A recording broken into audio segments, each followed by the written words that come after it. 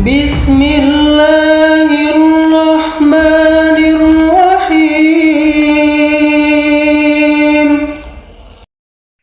Assalamualaikum warahmatullahi wabarakatuh.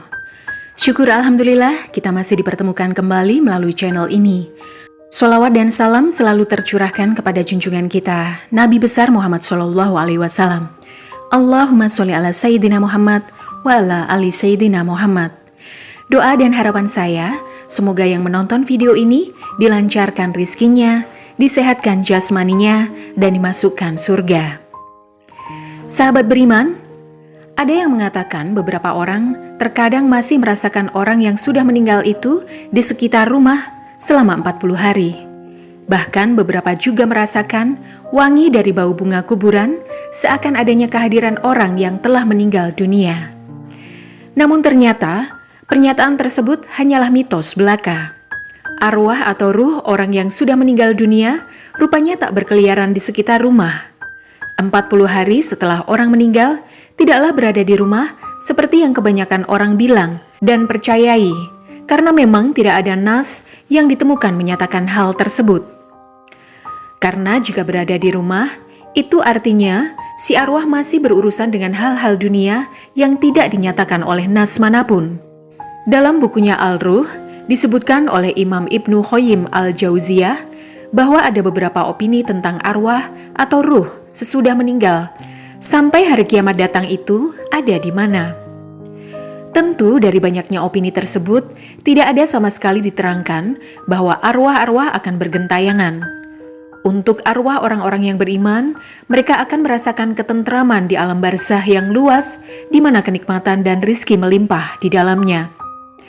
Rahasia di balik 40 hari sesudah orang yang beriman meninggal, tempatnya adalah di alam yang penuh dengan nikmat. Sedangkan arwah orang-orang kafir bakal merasakan siksa dan kesusahan di barzah yang sempit. Allah Subhanahu wa Ta'ala pun pernah berfirman bahwa ada barzah di hadapan mereka hingga pada waktunya mereka dibangkitkan. Orang-orang yang meninggal dunia punya urusan dengan amalnya. Dalam Islam, ruh dimaknai sebagai sesuatu yang ada dalam tubuh makhluk dan merupakan sumber kehidupan. Dengan kata lain, ruh adalah nyawa seperti yang disampaikan dalam surat Al-Anbiya ayat 91. Ingatlah pula Maryam yang memelihara kehormatannya, lalu kami meniupkan ruh dari kami ke dalam tubuhnya. Kami menjadikan dia dan anaknya sebagai tanda kebesaran kami bagi seluruh alam.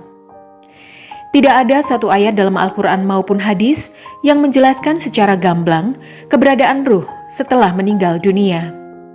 Dalam Al-Quran hanya dijelaskan bahwa alam barzah sebagai tempat setelah kematian seperti dalam surat Al-Mu'minun ayat 99 dan 100.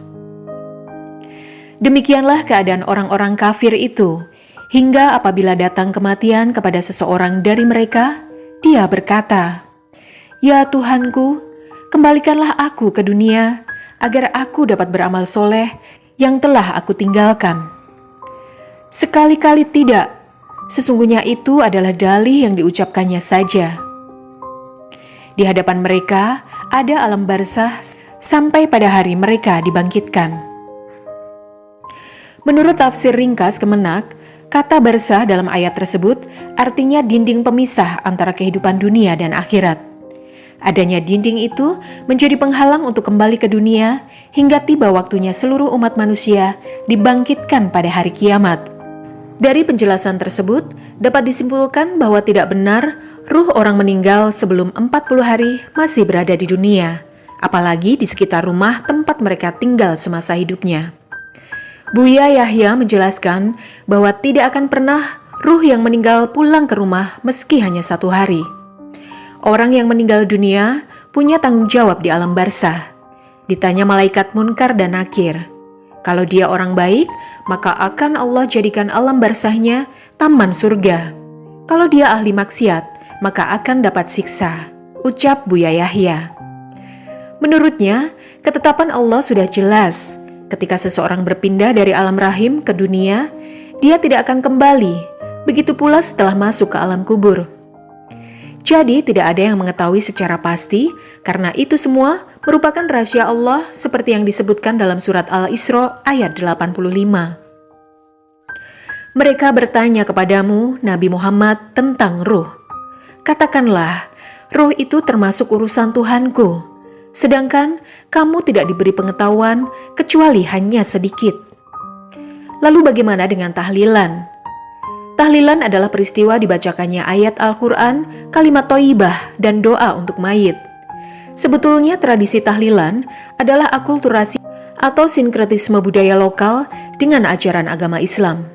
Tahlilan sudah menjadi ibadah ghairu mahdhoh yang tidak bisa dipisahkan dari masyarakat Indonesia. Yang dimaksud ibadah ghairu mahdhoh adalah ibadah yang tidak sekedar menyangkut hubungan dengan Allah Subhanahu wa Ta'ala, tetapi juga berkaitan dengan hubungan sesama makhluk, hablum minallah, hablum minanas. Tradisi tahlilan adalah sebagai implementasi dari kaidah fikih budaya lokal dapat diadopsi menjadi bagian hukum syariah sepanjang budaya dan adat istiadat tersebut tidak bertentangan dengan nilai-nilai dasar ajaran Islam.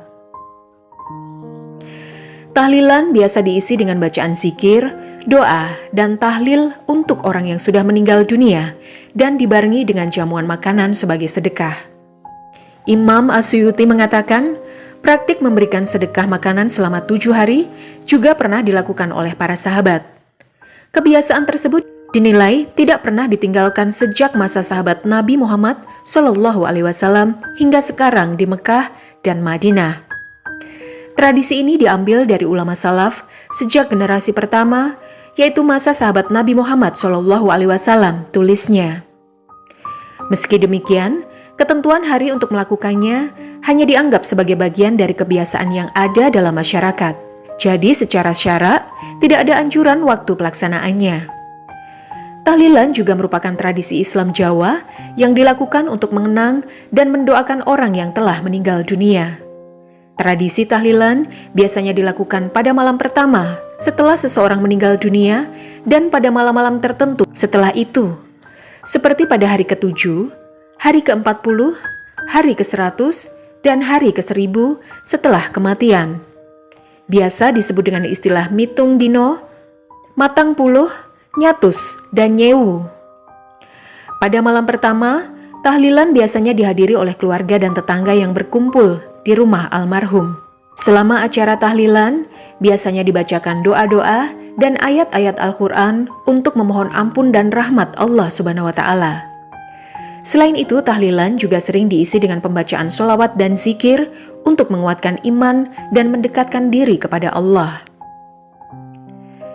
Pada hari ke-7 setelah kematian, tahlilan biasanya dilakukan kembali dengan tujuan untuk memberikan penghormatan terakhir dan memperkuat iman keluarga yang ditinggalkan.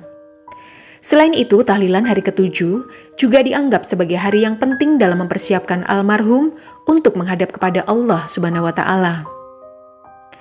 Pada hari ke-40 setelah kematian, tahlilan biasanya dilakukan lagi untuk menandai berakhirnya masa berkabung yang dianggap sebagai waktu yang paling berat bagi keluarga yang ditinggalkan.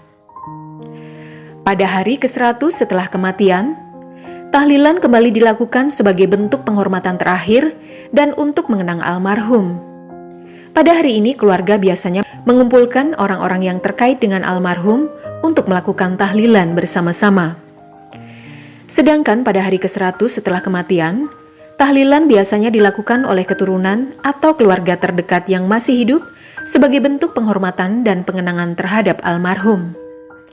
Adapun terkait sampainya pahala tahlil untuk orang yang meninggal dunia pernah disebutkan oleh Ibnu Taimiyah dalam Majmu' Fatawa. Ibnu Taimiyah ditanya tentang bacaan keluarga mayit, apakah sampai kepada mayit? Berupa bacaan tasbih, tahmid, tahlil, dan takbir dihadiahkan kepada mayit, apakah pahalanya sampai? Ibnu Taimiyah menjawab, bacaan keluarga mereka bisa sampai kepada mayit, baik tasbih, takbir, dan zikir mereka karena Allah. Bila mereka menghadiahkan bacaan itu kepada mayit, maka akan sampai. Sedangkan pada hari ke-1000 setelah kematian, tahlilan biasanya dilakukan oleh keturunan atau keluarga terdekat yang masih hidup sebagai bentuk penghormatan dan pengenangan terhadap almarhum. Semoga berkah dan manfaat. Wassalamualaikum warahmatullahi wabarakatuh.